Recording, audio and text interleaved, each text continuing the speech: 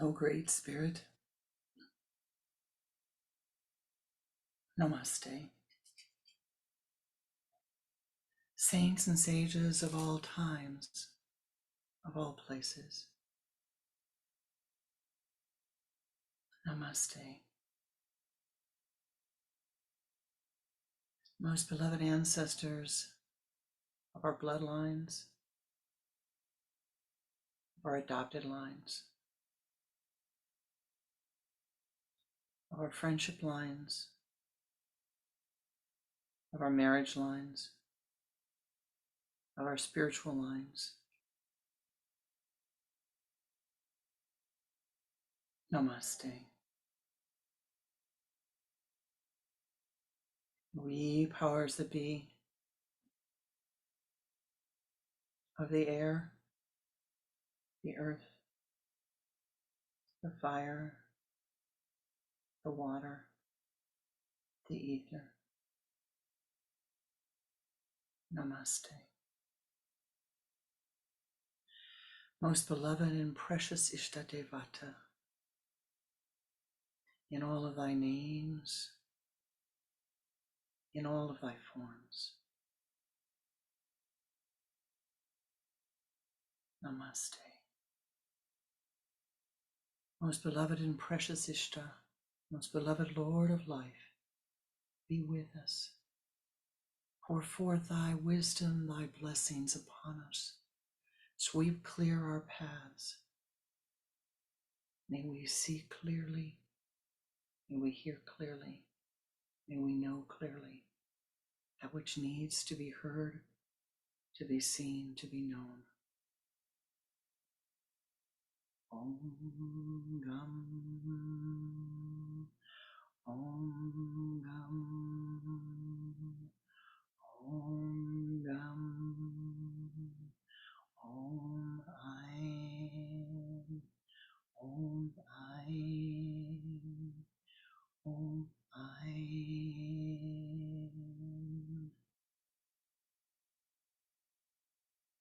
Om Shanti, Om Shanti, Om Shanti.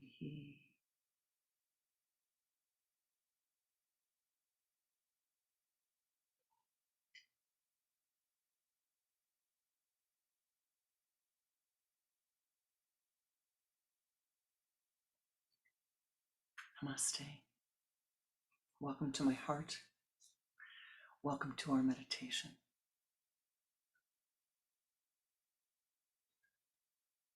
Once upon a yogi time, in the very ancient days of the ever-present now, there was a guru who had an ashram. And every day, his students, his disciples, his chelas would come to the ashram. They would come in, they would take their shoes off, go to the meditation hall. Every day, he would say, just be happy.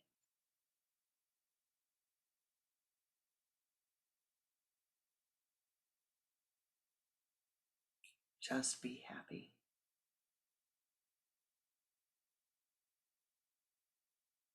Just be happy. This went on and on and on. That's about all the guru ever said, is just be happy. And he looked out among them, and there were a few that were beaming back at him. But a lot of his disciples, the vast majority were. Or carrying the weight of the world on their shoulders, if you prefer. Very, very heavy, very down. He decided to change it up. So one day he says, seek out your own happiness. Seek out your own illumination. Seek out your own illumination with ever greater diligence. Yeah, there was one disciple who was awake. He changed what he said. What is this illumination stuff? What does it mean? Why did he say just be happy, and then he says seek out your own illumination? How do they relate? What's the story here? Time for questions and answers came, and the disciple raised his hand and said,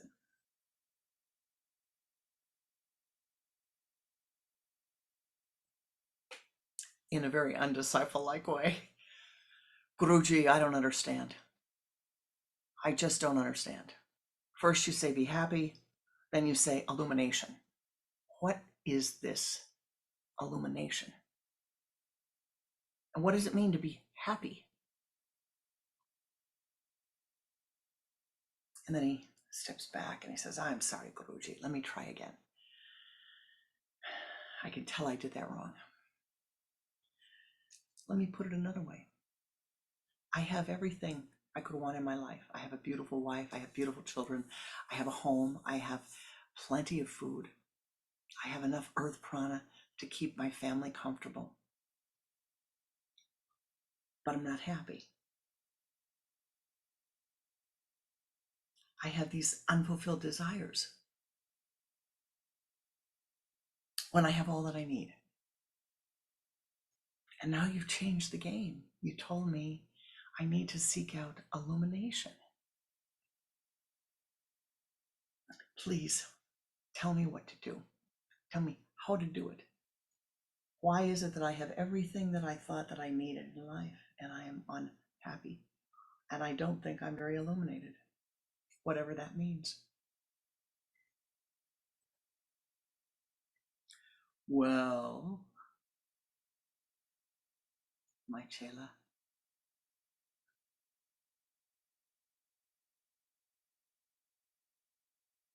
do you remember the battlefield of Dharma Kushetra, Kuru Kushetra, the great battlefield of life that is talked about in the Bhagavad Gita?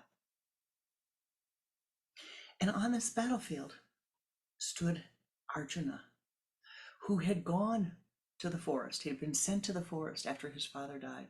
He and his brothers sent for 13 years. Good mystical number. A Jupiter cycle and then a little bit. And his uncle had stayed to, quote, watch the throne while he was gone. But when he came back, his cousin did not want the uncle to give up the throne to Arjuna. So a battle ensues, or is beginning to ensue. Now on the battlefield are lined up the Pandavas, and then you see Arjuna and his charioteer, if you will. Now here's what happens. Arjuna says to his charioteer, take me to the field. I want to see, before the war starts, I want to see what's going on. Take me to the middle. And the charioteer takes him to the middle. And Arjuna looks and he's horrified.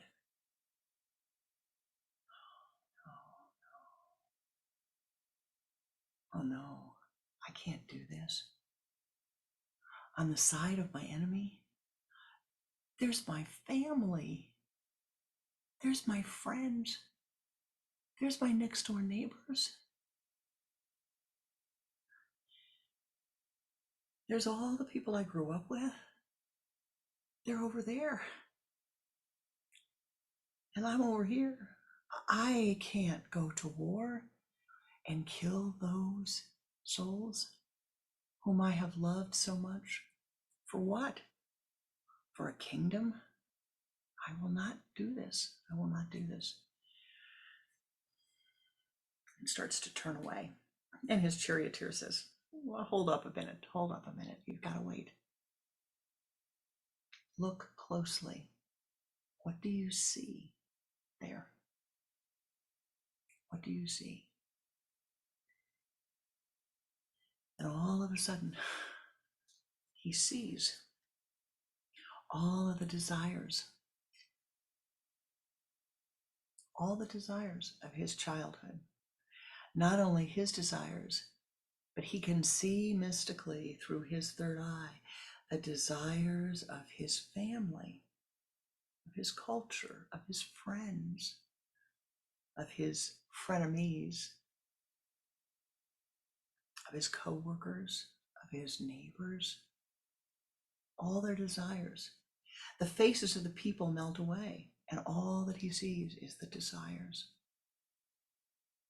And right smack in the middle, he sees himself. All those desires having come at him, filled him, so that he is filled not only with his desires, but their desires have become his. What is to be done? No wonder he's feeling so heavy. No wonder he's having a difficult time.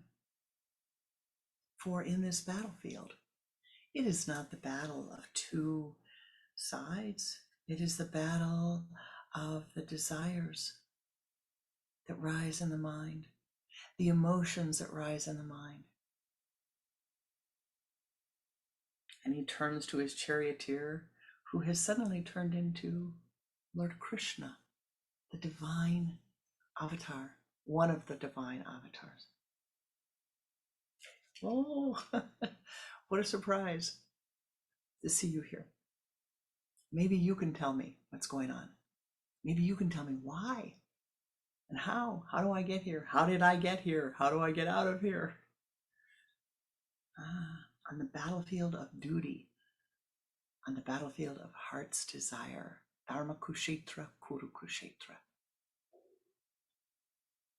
I have come here with my duty. I have come here with these desires, not only mine, but the desires of all that I have encountered in this life and in the past life. Now, you know the story. For if you take a moment, that story lives within you.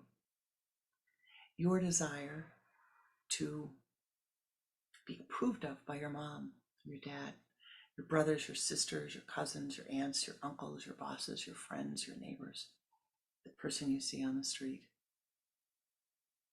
You may think that that's not true, but walk into a restaurant or walk into the grocery and somebody stops you and say, oh, you look beautiful today. Oh, I really like that outfit. And see, the mind says, you have to, this is a discipline, say, yes, I like it too. It's very nice. Be detached from it rather than say, oh yes, isn't it great? And the mind says, oh yes, isn't it great? Oh yeah, me, moi, c'est moi. The ego is fed and made stronger. And so the guru says to the disciple, see, all these things that are happening that are strengthening your desires. What must be done? What must be done? You've already gone out into the forest. You see that, you see that Krishna has talked to Arjuna. Arjuna has gone into the forest, meditated for 13 years. But the problem is evident when he comes out. Now, because you're all here, you all have access to the internet. You're not living in hermitages by yourself in the forest without any contact with the outside world. You have chosen to live a life of dharma kushetra, kuru kushetra. You have chosen to live your life on the battlefield of duty, on the battlefield of heart's desire.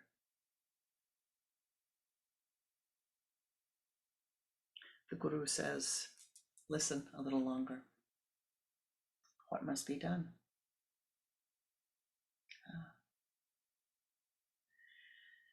He hears Krishna saying, meditate, meditate, meditate. Turn inward, meditate. Ascend upward, meditate.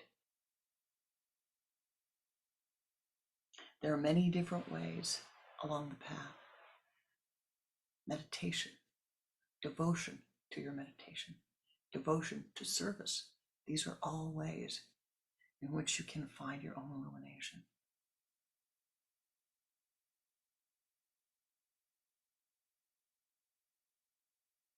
How do I do that? Guruji, the disciple says, I'm very busy. I have a job. I have to get up in the morning. I have to take care of the family. I have to take care of the dogs, the cats, everybody. I have to take care of everybody. How do I do this thing that you're saying I should do? I don't have time to do it. The Guru lets the story of Arjuna and Krishna go for a moment. Well,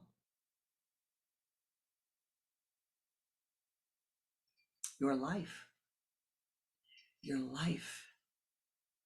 is filled with opportunity. Your life is filled with opportunity for illumination. Your life is filled with opportunity for joy, deep, abiding santosha, contentment. Your life is filled with opportunity. I don't know where you're seeing this opportunity, but I sure don't get it.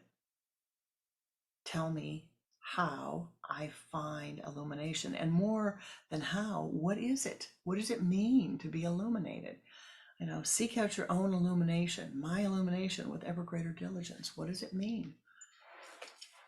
Well, perchance what it means is to put the ego self aside. Now, what is the ego self? Well, it's all of your desires. We live in a universe filled with ego selves. Look around your home at the moment. Is it just you, or is it you and your 2 dogs, or you and your 5 dogs, or you and your cat, or you and your husband and your children, or you, your husband, your children, and your cat? What is it? Who are the ego selves that are living here? And the dog and the cat have ego selves, just like you do.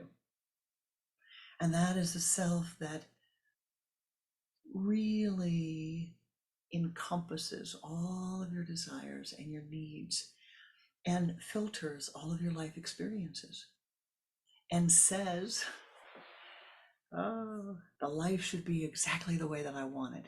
At this moment, it should be in my time and in my way. Seeking out your own illumination means to begin to understand the nature of your personality. Why should you have to do that? Oh, it's very interesting, one's personality. What one needs, what they don't need, what they desire, what you don't desire.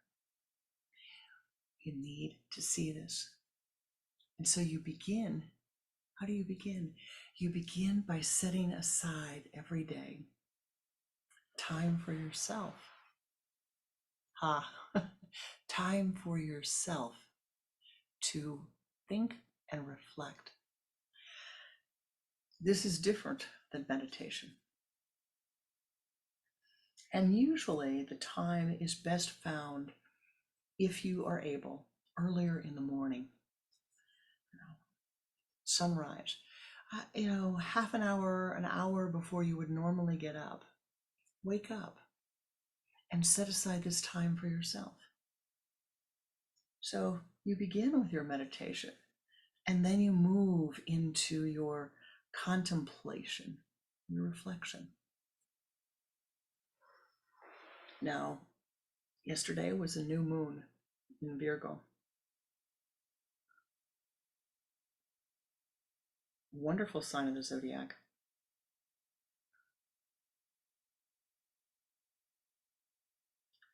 For analyzing, for seeing. If you can move away from the self-criticism of that sign of the zodiac and lift, ascend. And what do you do when you're contemplating? What do you do every day? You reflect, think, if you will, about your life, how you're living it. How's it going? In other words, how's today going? How's your mood been? How's your body doing? How are your relationships? Very, very, very important. How are your relationships? How are you relating to the others in your life? Are they smooth? Are they harmonious? Or are your days and is your mind filled with criticism of the other? Does your mind become emotional when you think of the other? And with the moon in Virgo at this time, you will find some deep insights if you stop and reflect. You'll find deep insights anytime you stop and reflect. I wonder why my mind became irritated when John said this. I wonder why my mind became irritated when Gary said this. Now, what you're trying to do, and really, my beloved, this is so important. It is a skill to be cultivated, and it is a skill that so many are void of. You are learning, by giving yourself this time, you are learning to communicate with yourself. You are allowing the higher mind to open up, to reveal its wisdom to you, to come down to the sun center, to come down to the sun center, to come down to your chakra system so that you can communicate. It means to communicate means that you are able to discern beyond the thumb in the eye, right? You can discern, you can see beyond that. You can see beyond everything that blocks your awareness. You've seen those blinders that they put on horses when they're walking down busy streets. It's amazing. Really. It's a sweet representation of how we all walk through life. The blinder is there, the horse walks down the street, and chaos on all sides, and the horse sees nothing. It's just looking forward. Well, our ego blinds us. Our ego blinds us to the needs of others. It blinds us to all of the rest of life and says, here it is. Mine. Neti. Now, isn't that a conflict? I'm saying neti. And at the same time, I'm saying, seek out your own illumination. Nobody else's illumination is important. Mine should not be important to you at all, unless you can do something to help it along, and you are by being here.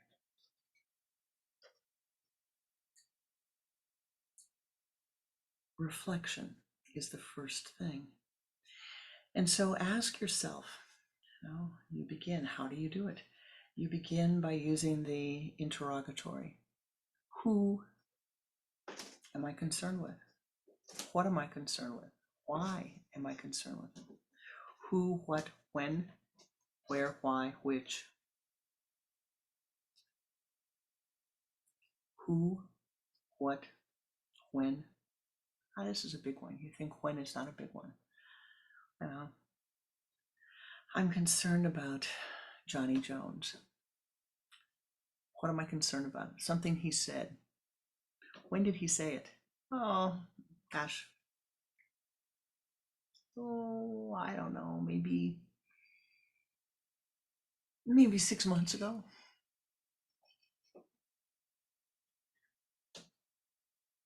Maybe 6 years ago.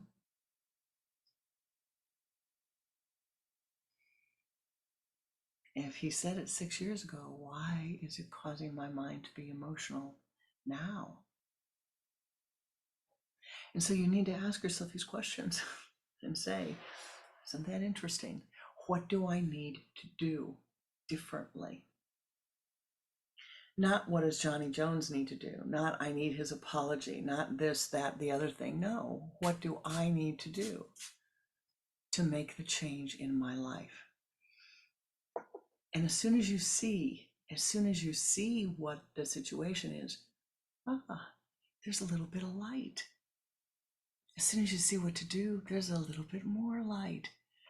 As soon as you recognize, oh, if I make the change, everything will be different, then the light glows. There's an enormous amount of light that will fill your awareness. And you may not like what you see at first, but here's the blessing, if you will. What do? The great, great, great blessing we have of taking that self-awareness. You may have heard this once or 1,000 times. It doesn't matter. The question is, how often are you doing it? Taking your awareness 18 inches or so above the head, outside of the chakra system, above the chakra system. That means it's outside of the karma, the influx of karma that's flowing in. And you're simply observing what's happening down here. What's happening in each chakra of your being. No judgment, just observation. When that camera, when that observation is going 24 hours a day,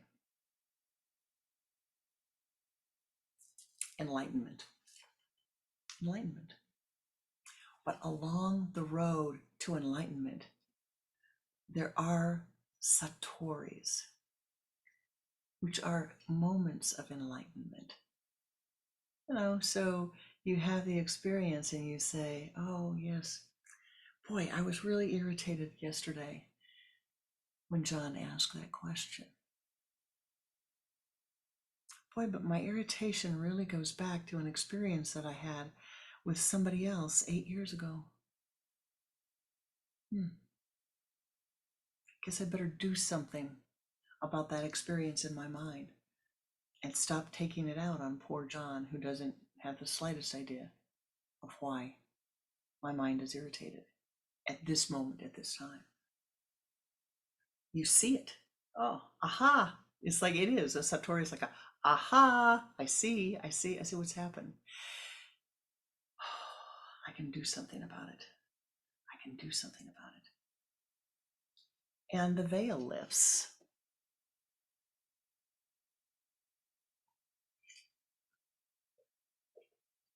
The muddiness, the murkiness goes away. Gone, vanished. And you can see clearly. To illuminate something means to bring light to it. The darkness comes in our life from the emotionality of the mind and the emotionality that lives in the body. They are linked. Emotionality is angular energy. It is nothing more than angular energy. Stop being so attached to it. The mind and the body becomes attached to emotionality. It likes it. Oh, it's nice and exciting here. Oh, I'm bored. I need to do something to make excitement. Become detached from the after effect of the emotionality of the mind.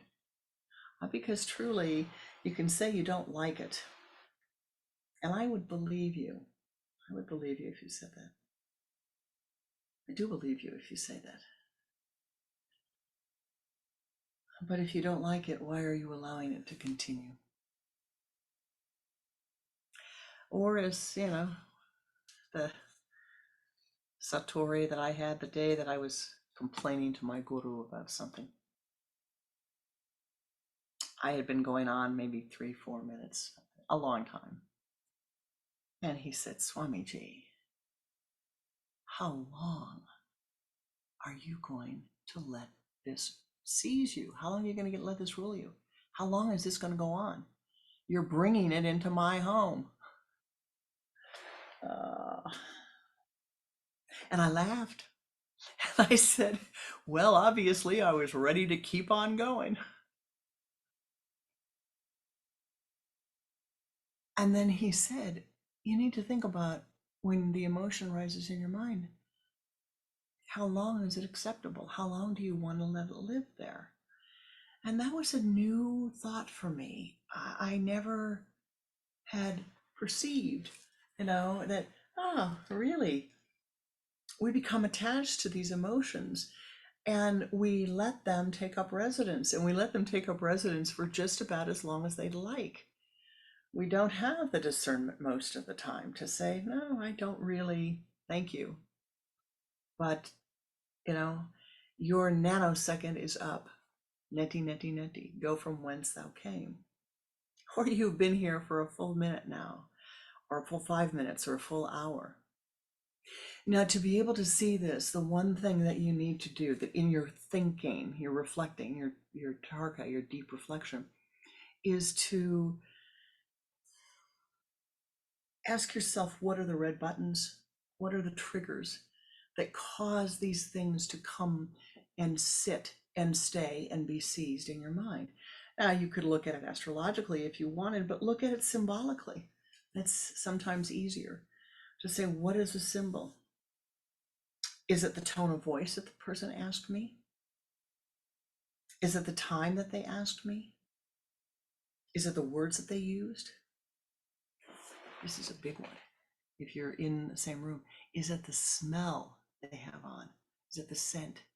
One of the biggest triggers today is people wear a lot of very heavy scents, not essential oils, which are natural, but scents that have chemical smells to them. And when people are doing this mystically, they're trying to cover up their natural smell. We smell each other. That's how we remember from time to time, from lifetime to lifetime. The eyes, you remember from this life to the next life. You see somebody's eyes and you will remember. Their eyes will stay the same in the next life. But the smell, most particularly the smell here that emanates from the top of the forehead. It's why when a baby is born, we want to smell the baby to remember. And so these things can be triggers. You smell a smell and your body can become very, very irritated.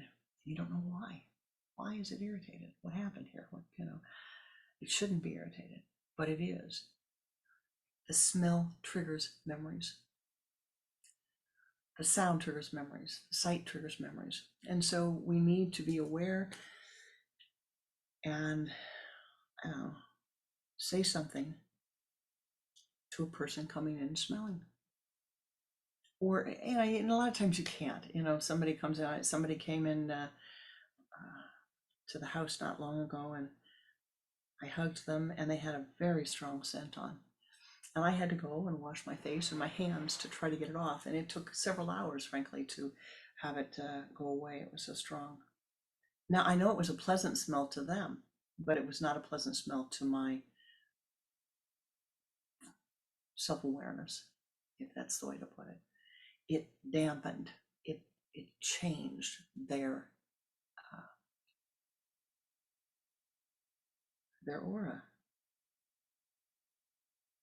And interestingly enough, it was a young woman who was visiting us, and she had said to me, don't you just love this smell? I have mixed these two scents And I'm doing it so people will remember me. When I go to school, I do it so people will remember me. I have this smell on and I think it's so wonderful. Every time somebody smells it, it's uniquely mine. And I said, well, honey, anytime anybody smells you, it's unique, whether it's that scent or not. I didn't say anything else. There was not time or place to say anything else. But what's the point? Mystically, those things affect your mind. They affect your memory. They affect your mood. They affect the emotions of the mind. And so as you watch the things that have been your red buttons that have triggered you, be aware what they are. Be aware what they are.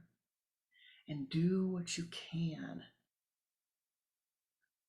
to neutralize them. Do what you can to neutralize them. And the things that bring great enlightenment, great joy, great wonder to you, do what you can to enhance them. The sound of music, chanting, singing brings great joy. Do it. Bring it into your life. Bring illumination into your life. Now, there's something really important I need to say. It's important for all of you to be aware. It started earlier when I said none of you are living in a hermitage or an ashram. Karma accelerates when we come together in groups. When we come together as a group, the karma accelerates. You want to know what the ground is for your enlightenment. It's your everyday life.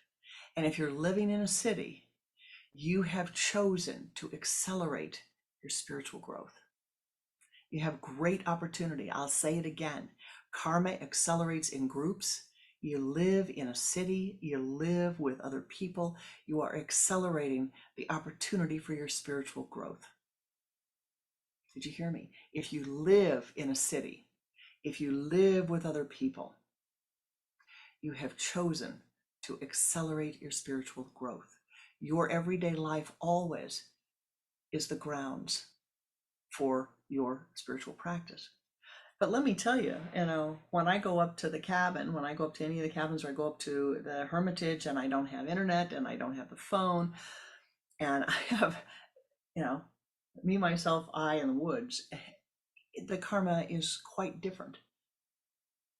The mind might be crabby, but I'm the only one that's aware of the crabbiness, not the rest of you. But when you are with others, and every day you have an opportunity thus to accelerate with greater diligence your own enlightenment.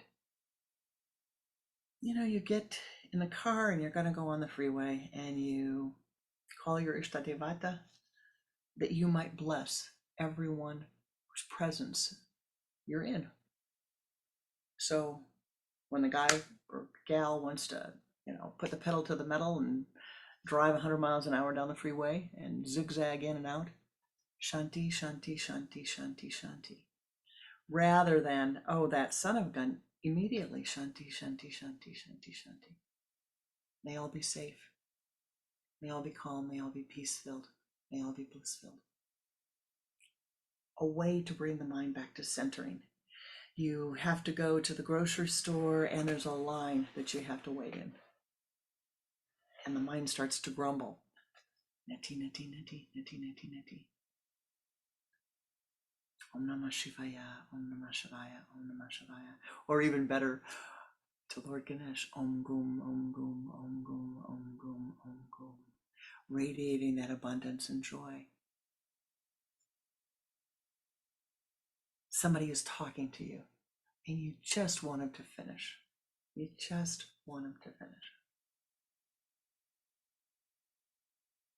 Shanti, Shanti, Shanti. Develop patience. Living with other people, living in a city gives you the opportunity to develop patience, to soften your karma. And the only reason we need patience is because of the ego self. We think life should be going exactly the way we want it, at the time we want it, and the way we want it. And doggone it, doesn't it go just the way that it wants to, just the way that it should, just the way that it's meant to. And so I offer this to you today to say, use your everyday life. I know the disciple asked the Guru, how do I do this? It's easy. Walk with greater kindness. Walk with greater self-awareness. Spend the time in your life to understand your personality and how you're relating to all the other. How you're relating to all the other. Look at the symbols that surround you. Look at the symbols that make your mind content, that make your mind feel, oh, yes, that's good. I see. Yes, I see. So that you understand and that you can correct before a thing happens, before something happens. Before the next time your guest who wears a heavy perfume comes in, you say easily, I'm sorry, I've developed, my body is allergic to that smell. Because your body is. If you're having a reaction to it, you can say, well, I'm not having, well, yes, your body is irritated by it, agitated by it. That's an allergy. Could I ask you a simple favor? I love the way you smell by yourself. While you're here, would you mind? No scent. Let it go. See what happens. But you have to think about it beforehand. And you can't have somebody walking your door and they are heavily scented and you can't say, please go to the bathroom and get rid of the smell. No, it doesn't work like that.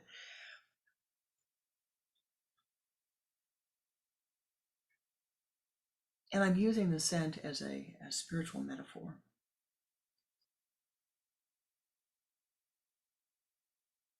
And look at it as that. See it as that. So stop, think. The goal of the spiritual path is to really allow ourselves to see life as it is, to see beyond the ego self, and to say, all right, if this happened, this is likely to be the outcome. This is likely to be what is happening. This is likely to be the situation. What do I do? It's different. So that the next time it happens, I'm more comfortable. The next time it happens, it's easier for me. It's softer for me. And many times that necessitates just devotion to your practice, making your whole life your practice. It necessitates putting the preferences of others sometimes before your own, but not to the point that you are hurting yourself ever, never to hurt yourself.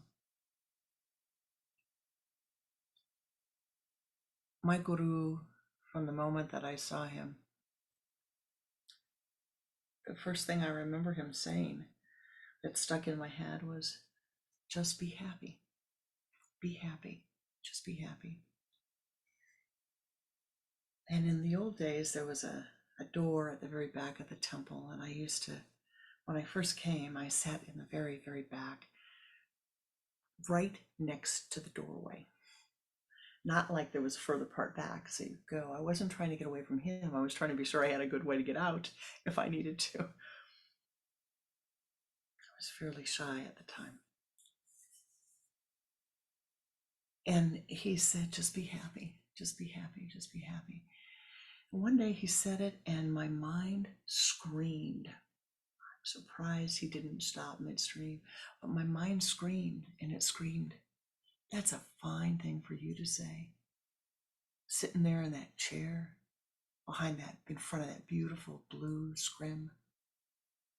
You don't have, and I listed every reason that I had to not be happy. And I just went, you don't have boom, boom, boom, boom, boom. You can say, just be happy, just be happy. I didn't know him very well then. I didn't know the teachings very well then. Didn't remember them very well then. And I tried and I tried and I tried and followed the teachings and followed the teachings and followed the teachings. And one day I woke up and here I am with you in the middle of a dream. Content, happy. Doesn't mean that there isn't difficulty, but content and happy. What will it take for you to allow yourself to be happy? Let go of the shame, let go of the embarrassment, let go of the perceived failures, and just be happy. And with the happiness will come enlightenment. But accept all those santoshas along the way. And so we will go now and spend some time in meditation. For meditation truly is the road to happiness. Meditation is the way that you begin to communicate with yourself. You yourself communicate with your higher self through meditation. Through meditation. You can use the observer technique high above, taking part of your consciousness high above and watching what's going on here. But you must meditate, meditate, meditate, meditate. Let nothing come between you and your meditation. For if you cannot communicate with yourself, how can you communicate with the other? Seek out your own illumination with ever greater diligence. And in the words of my beloved Guru, be happy. Just be happy. Namaste, Ji.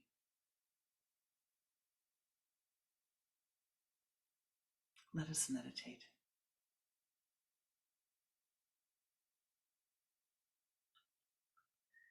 Sit with your spine erect, the hands on the thighs in the Om Mudra, the index finger and the thumb together. Turning the head to the left with a double exhalation. Bringing the head back to the center, begin to watch the breath.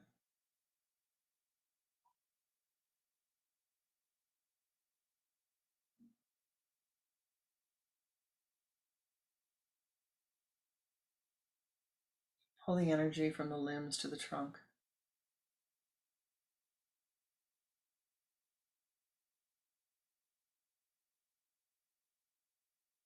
From the trunk to the spinal column.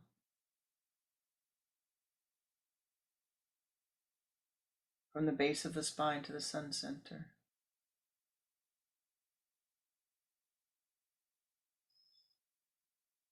Move the energy as a golden ball of light out in front of you, sweeping to the left, around 3 times.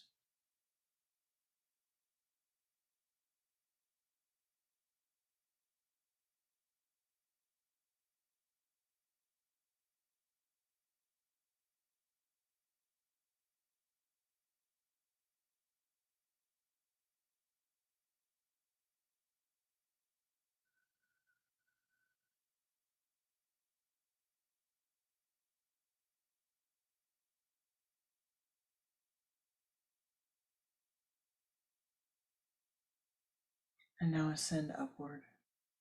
As high as you are able, ascend to the high place. Above the room, above the continent, above the planet, ascend to the high place.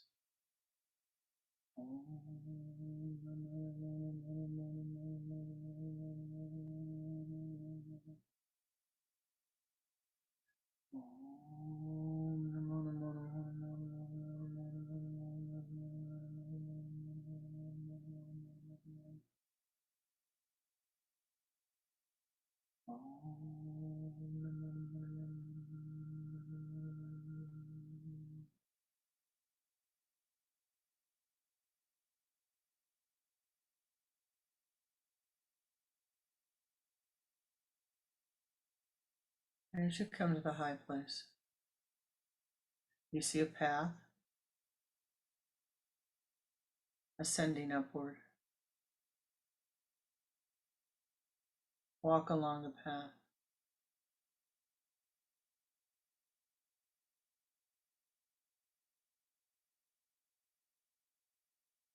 You enter the deep of the forest. The ancient trees are present.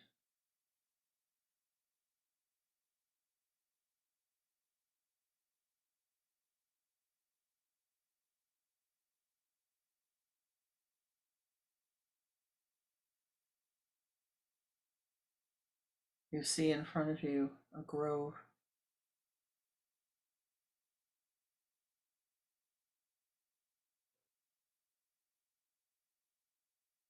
This is the grove of the ancient ones.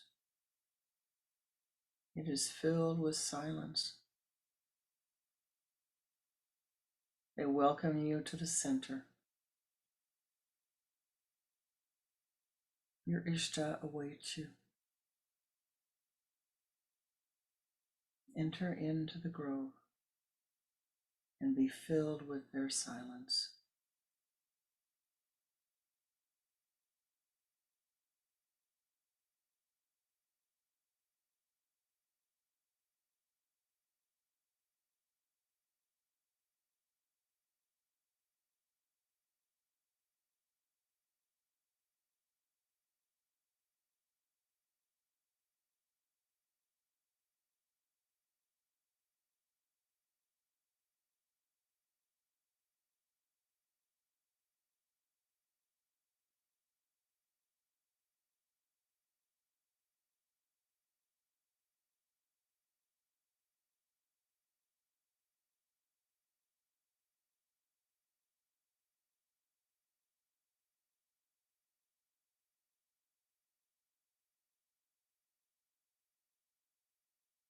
Bring your mind back to the silence.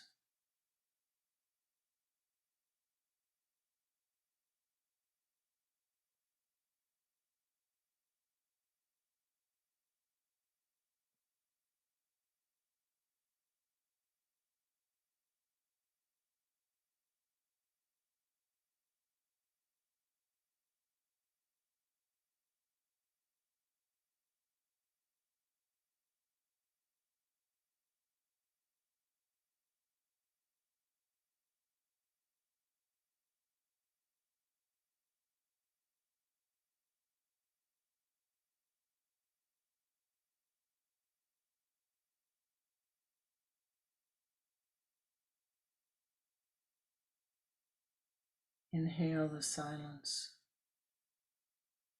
Exhale your silence.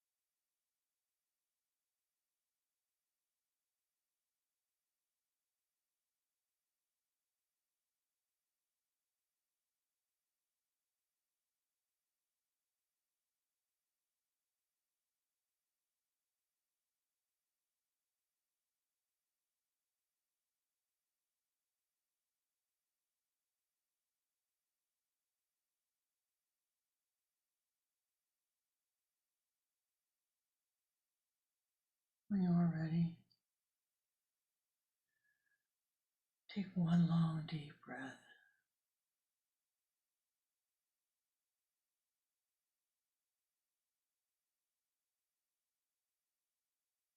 Bow to the ancient ones and thank them for allowing you to be part of their presence, to be in their presence this day.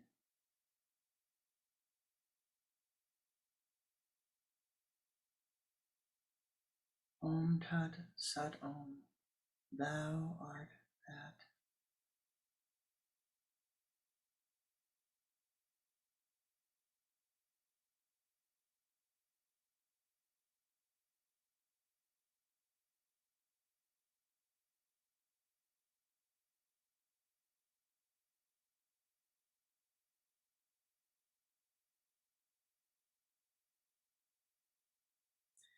Knowing you can return at any time. You and your Ishta return now at your own pace to your meditation place.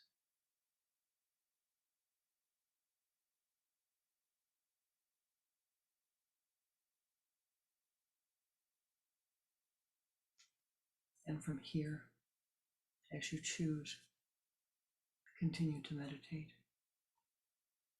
or return to your everyday awareness.